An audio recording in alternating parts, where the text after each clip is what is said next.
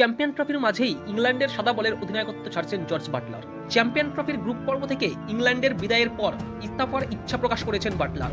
সিদ্ধান্তের কথা ইংল্যান্ডের ক্রিকেট বোর্ডকেও জানিয়ে দিয়েছে। তবে শনিবার দক্ষিণ আফ্রিকার বিরুদ্ধে তিনিই দলকে নেতৃত্ব দেবেন। শেষ 21টি একদিনের ম্যাচে 15টিতে হেরে গিয়েছে ইংল্যান্ড। তার মধ্যে রয়েছে চ্যাম্পিয়ন ট্রফিতে অস্ট্রেলিয়া ও আফগানিস্তানের বিরুদ্ধে ম্যাচও। আফগানিস্তানের কাছে হেরে চ্যাম্পিয়ন ট্রফি থেকে ছিটকে গিয়েছে ইংল্যান্ড। তার আগে ভারতের কাছেও 3-0 ব্যবধানের একদিনের সিরিজ এবং 1-4 ব্যবধানে টি-20 সিরিজেও হেরেছিল ইংল্যান্ড। ইস্তফার সিদ্ধান্তের কথা জানিয়ে বাটলার বলেছেন, সরে যাওয়াটা আমার এবং দলের জন্য সবথেকে উপযুক্ত। 2022 সালে জুন মাসে ইয়ান মর্গান সাদা বলের ক্রিকেট থেকে অবসর নিলে বাটলারকে অধিনায়কত্ব করেন ইংল্যান্ডের ক্রিকেট বোর্ড। সেই বছর তার নেতৃত্বেই অস্ট্রেলিয়ার মাটিতে টি-20 বিশ্বকাপের চ্যাম্পিয়নও হয়েছিল ইংল্যান্ড।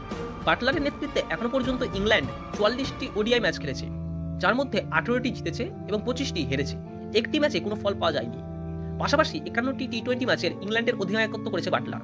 তার মধ্যে ইংল্যান্ড জিতেছে 26টি ম্যাচ এবং হেরেছে 22টি, এবং 3টি ম্যাচের কোনো ফলাফল পায়নি। তোমাদের কি মনে হয়, আসলে কি এই ব্যর্থতার দায় সম্পূর্ণরূপে ক্যাপ্টেন জর্জ বাটলারের উপর বর্তায়, নাকি সমগ্র টিমের উপর বর্তায়?